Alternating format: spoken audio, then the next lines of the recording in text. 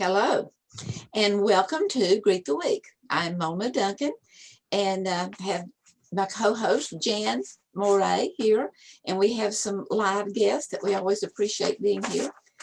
Our topic today is thoughts become things, and Jan kind of looked at it and said that um, you've heard of the self-fulfilling prophecy, meaning that if you really believe something, it comes into being.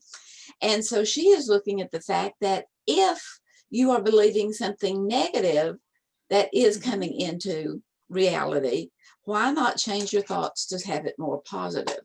So, Jan, take it away. Okay, all right. Thank you, Mona. And thanks to everybody who's joining us, both in our live audience and those who are watching later on. But yeah, I'm thinking about just all of the thoughts that go around in the world, all the different types of social media and YouTube videos. And there's a plethora of people talking and telling you what's on their minds. And we need to be aware of those thoughts that we're accepting, because you hear somebody say something different and it kind of sticks with you, and maybe it's something that's going to be positive for you later on, and maybe it's something not so good for you, and so to be aware that the things that we end up thinking about are the things that kind of come to fruition in our life, and the fact, and if we want happiness, we want to be happy, we want to feel good, we need to think about good feelings and good thoughts and not fear. We want to think about hope and not fear. So what can we listen to, or which thoughts can we have that instill hope in us instead of fear? And right now we're living in a whole lot of fear, and I'm not so sure that that's good for us. So why not try to figure out, what positive things we can get out of what's going on, and what positive things are happening. Sharon was just talking about going to a baby shower. People aren't wanting to gather together, but they found a way to make it work. So let's find things that are going well in our life, and look at the positive side of things instead of focusing on the negative. Because when we go back to total behavior, which is one of the concepts of choice theory, it's those thoughts and our actions that result in our feelings and our physiology, and how healthy we are. It has something to do with whether we're focusing on positive thoughts or on negative things, and if we're afraid of things, afraid to get together, afraid to do things, that can affect us as well in a negative manner. So just thought we'd have a little discussion about how can we address the fears, but yet not allow the fears to consume us, because we still need that positivity for good health and moving forward. So are you saying that it's more important to monitor our thinking than it is to necessarily look at the knowledge that was gained by whatever it is we're thinking about? So you have an example that you can, or maybe the way you see something, to begin to look at it differently. Well, if you're finding that you're always tend to be focusing on the negative of whatever's happening, to be aware of that, and to question whether that's really what you want to do, is to focus on what could go wrong with it, instead of, well, how can I grow from this? How can I learn from this? How can I move forward? Okay, so life tends to respond to our outlook? I think so. And I think I brought this up last week, and this was a note that I had for this week's thing, is your perception comparison that you do on the online basic training with the person going to the store, asking the store manager, what are people like, and we're just moving into town, what are people like here? And if you said, and they ask you, well, how was it like where you came from? And, and it's going to be similar to wherever you came from. If you found life good, because you know those people, there's some people that they can be happy anywhere. It doesn't matter where they are. And then there's other people that no matter where they are, they look at the negative. And what does that do for you to be focusing on the negative? You're just going to be looking at all the things that aren't going well. And so if instead you focus on the things that are going well and the positive things, then you feel more hopeful and happier instead of getting drugged down into the negativity. So maybe if we look at what's on life's radar, that we begin to realize that it's giving us a message that maybe we can learn how to fix what's broken and heal what's hurting. Definitely within ourselves, we can do that, fix what's broken. We can try to make an impact on others, but we have to start with ourselves and fix what's broken within us, and to work on what's just not going well. And maybe to begin to look at the fact that what we are seeing now is just like not looking beyond the end of our nose. Right. That we're just going with that physical sense, that whatever it is that is negative, and it doesn't have to be really bad to be negative. No, it doesn't. No, people can find negative things and positives. Yeah. That is really begin to teach you that, and to show you that whatever you dwell on is what continually comes in your life. Right. So dwell on something else. Dwell on something that's going to help me to feel better. Because like everything in life has extremes. I mean, even being very generous can have an extreme where people then feel manipulated because you're doing so much for them. And on the other end, people feel very happy because you're doing something for them. So you can always find something negative about anything. So why not look instead for the positive things and have that better outlook, and so that life moves on for you in the right direction. Yeah. And to look at those fears. There was an article in a recent paper that I thought was really interesting, and that this guy was talking about, I mean, we're not going political, but he was talking about the upcoming, and the upcoming political situation and so forth. Anyway, he mentioned back whenever he was working with an organization here in the Waco area, and he and the president of that organization was in, they just saw things from different directions. And the president of the situation said to him, the guy that was writing the article, he said, "Bob, I think the bottom line is that you and I have different fears. You fear religious fundamentalism, and I fear secularism." Okay. And the guy said, that's it. That's it. Whenever we can begin to, anytime we align with and agree, whatever it is, whether it's good, bad, or indifferent, if we align with it and agree. And then over here, it's maybe to another person is to resist and rebel against. There's so much in between that these are two extremes that we're not willing to look at, not willing to see. It's left out so much information that's there, that's vital. If we can, and sometimes we can do that just by literally looking up. and squaring your shoulders and taking in a breath. It's amazing what those small physical things, the movement, the physiology of it, does to our mental. Yeah. It's like having a timeout, right?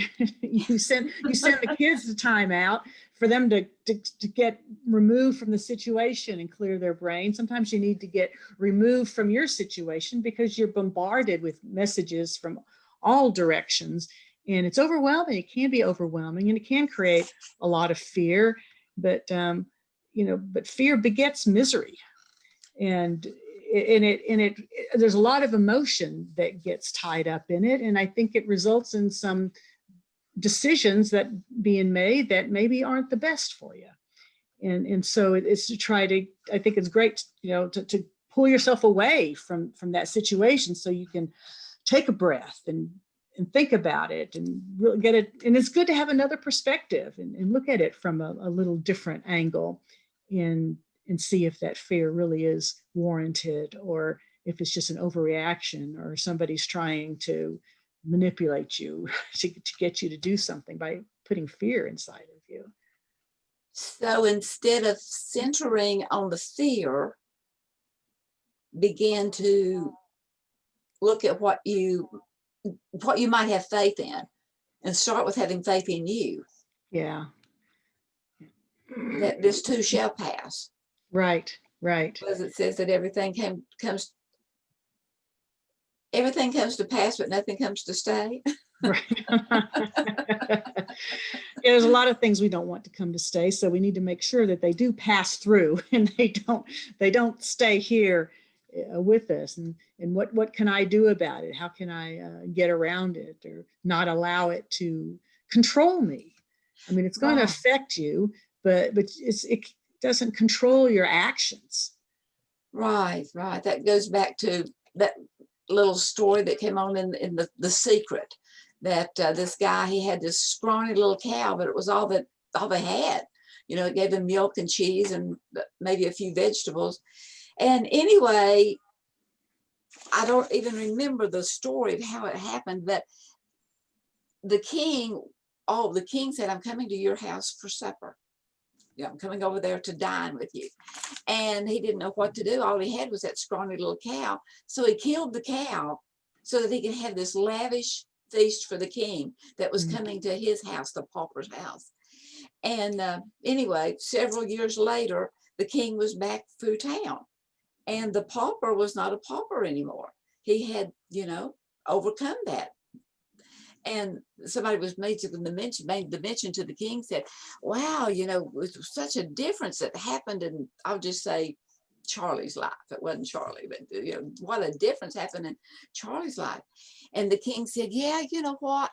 I had to have him get rid of that cow." Oh. Because if we had that this is the answer to everything, whether that's the fear of or whether it's the faith in, if we hold on to that, it can so constipate us. It can so keep us bound. Yeah, you get set in your ways that you think there's a certain answer, and that is the way you have to go. But then when that is taken away, you have to get creative. And so why don't we get creative earlier on instead of waiting for that thing to be taken from us? So there's a good lesson in that story. Yeah. So what cow do we need to get rid of? Yeah. I'm afraid we might get political there. So why don't we? True. Yeah, that was not the intention at all. I didn't even think about that emblems, because talking about thoughts become things. And those thoughts, the more we think about them, I mean, we think in pictures. Mm-hmm. And the more we think about them, the more pictures we begin to see. But again, are those pictures, are they ones that sink us, or are they ones that buoy us up and over, so that we can float above, or at least not drown? Yeah, because we need to get beyond what we think is the answer, and to try to expand our knowledge, to expand our thoughts, so maybe we can find something that's a better answer for us. So that, because if we think that the cow, that's the only way I'm going to be able to survive, is to find a way to fatten up this cow so I can sell it or whatever, then we get stuck in those thoughts. But if we can expand what we're thinking and saying there are other opportunities, that there's a lot of other things that I can do, then that opens us up to so many more opportunities and so many other things that could bring happiness into our lives and to bring good things. And begin to think about it. And even if you argue with yourself, listen to both sides. Yeah. Because it's probably the fear talking as well as the overcoming talking. And don't get down on you. Just listen to both sides of you. It's the wise that's coming in, as well as the kind of the foolish that's coming in, the fear that's coming in. Yeah. Well, the fear is there for a reason. It's there to let us know that there is some danger, there is some risk to going forward. However, it shouldn't cripple us. It shouldn't cause us to not do things. There's just one thing. I was watching one of Dr. Bregan's. We were listening to one of his podcasts when I got the idea for this particular topic, and he was interviewing a doctor who was talking about people being so fearful of COVID that they won't go to the hospital. So there are people so afraid of getting COVID if they go to the hospital that they're not getting serious things that happen to them taken care of. And this particular physician said that he saw more deaths from people being afraid of getting the disease, the virus, than from those actually dying from the virus, and talking about what a tragedy that is. And so, I mean, that's an example very close to all of us right now, because there's a lot of fear going on around that, and people are choosing not to do things that they normally do because of that fear. And while the fear is there, it needs to be acknowledged. There's always risk in everything we do. I mean, even driving down to the grocery store, there's a risk in being in an accident. And and what is that risk? But I still need to get groceries to feed my family, because if I don't feed my family, we're going to starve. And so everything in life has risk that needs to be mitigated. And if I'm fearful, then I'm always thinking of the negative things that could possibly happen. Whereas if I'm trying to be hopeful and looking at what are my risks, what is the risk if I do this thing that I want to do? Is it a bearable risk for me? Well, I'm going to go forward with it, because that's something that's going to help me to feel better. So let's focus on the things I can do instead of the things that I can't do. So sometimes it's a risk to speak up. It is. Oh, absolutely. To stand up. Absolutely. I think we talked about that once, or a few weeks ago too. Yeah. That anything, just about anything you do is a risk, and you're always going to risk somebody taking what you said wrong and getting offended by it. But you got to be you. if you're one of those that likes to speak your mind, you're not going to be happy if you don't. But that along the way you're going to piss off a few people. But then they always know that you say what's on your mind, so then they learn to accept you for who you are. So it's kind of like we're learning from each other and trying to figure out what's best for us. Right. And even if you are the one that always speaks your mind, maybe at least learn to say it a little more gentle rather than so harsh. Right. So learn to be a little more diplomatic. Yeah. Like that. Oh, that hurt. It hurt. Well, there was a point to it. Maybe that's why it hurt. Right. Or you're coming at it with a little too much force. Right. Yeah. So I ran across when I saw, anyway, a quote from Dr. Glasser that I thought kind of goes hand in hand with what you were talking about.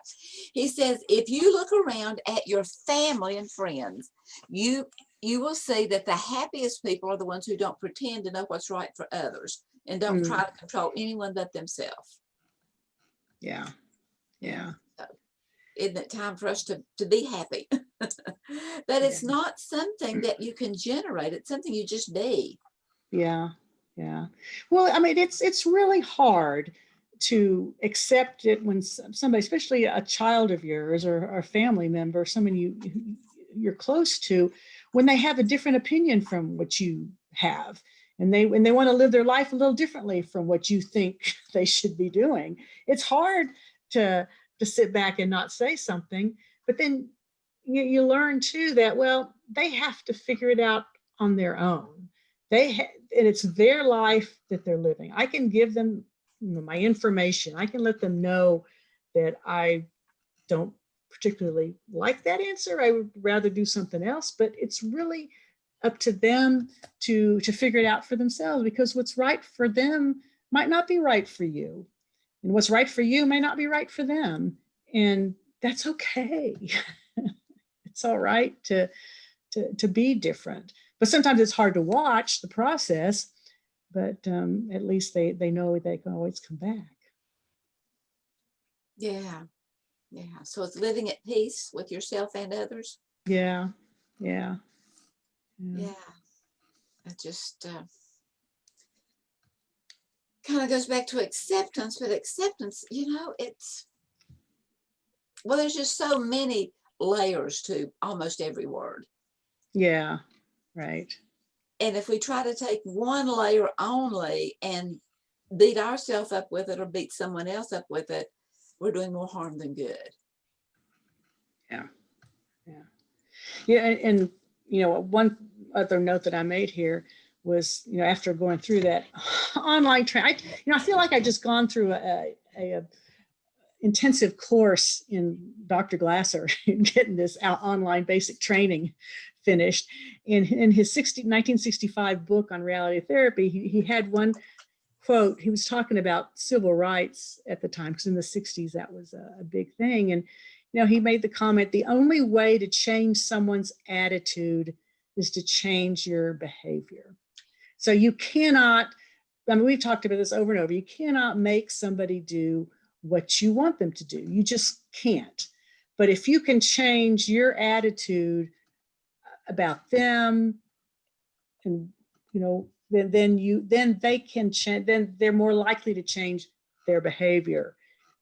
It has to happen on their terms. And if they can see a difference and see something that seems to be working, instead of you're telling them what they need to do, then they're more willing. Yeah. And it's giving that little leeway there. I give you room to grow. Right. Yeah. And I give me room to grow so that I can not be against what you're for. Right. Yeah. And it's just to not be against. There's room on planet Earth for most things. Yes, there is, most definitely. Yeah, that we can abide civilly. That's it. It's like we're not civil anymore as a nation, as a world maybe, but at least as a nation. Just that civility too. That not only not beating your head up against a wall and keep bloodying your own forehead, but also don't keep poking someone else. Right. It just makes that or find some common ground.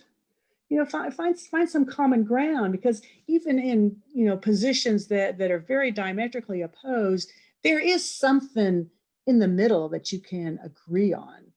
And so find that common ground, and then let's work from there. Or maybe the words that you're using, how you're identifying this is a bit it doesn't resonate well because of something I have in my religion, that those things don't go together. So maybe we can find another word or something else that's going to express it better. Yeah. Like you may be afraid. It's that fear. You may be afraid that you're just going to dance, and the other one's afraid that, well, it just kind of goes back, I think, to what Bob said here, that you think that the bottom line is that you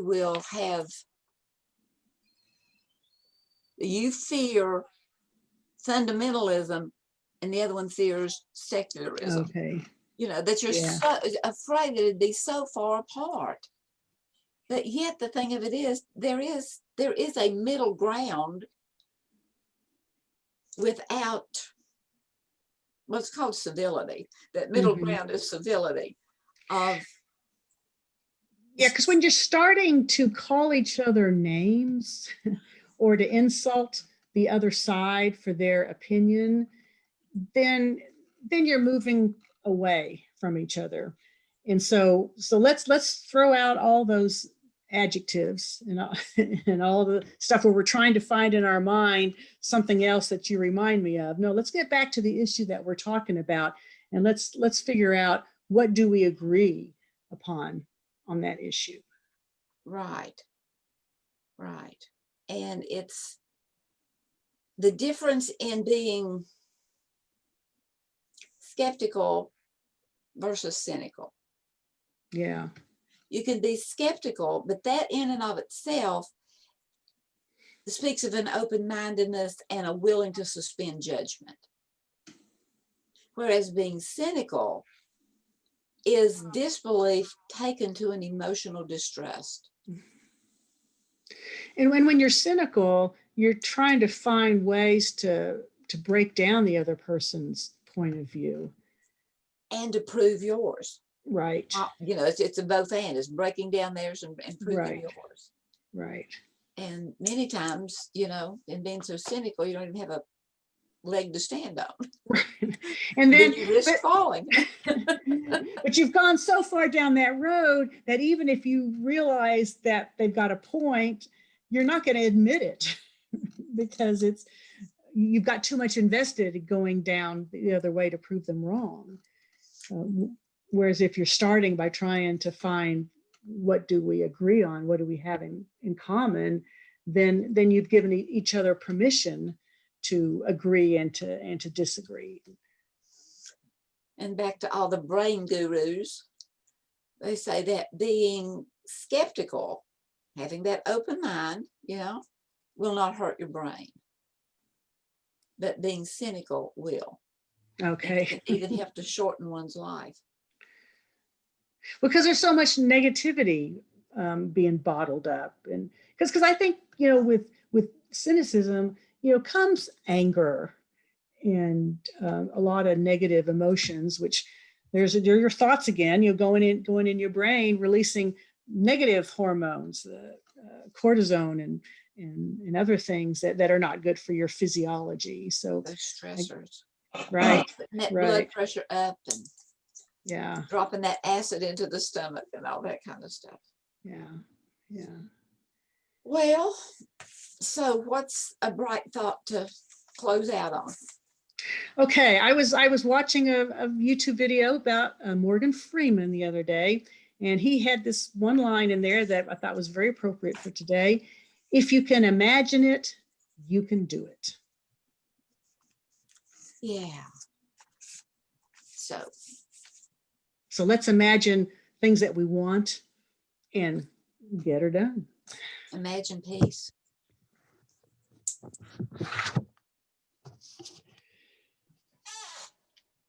Okay, so thanks everybody for joining us, and we'll see you again next week for another edition of Greet the Week.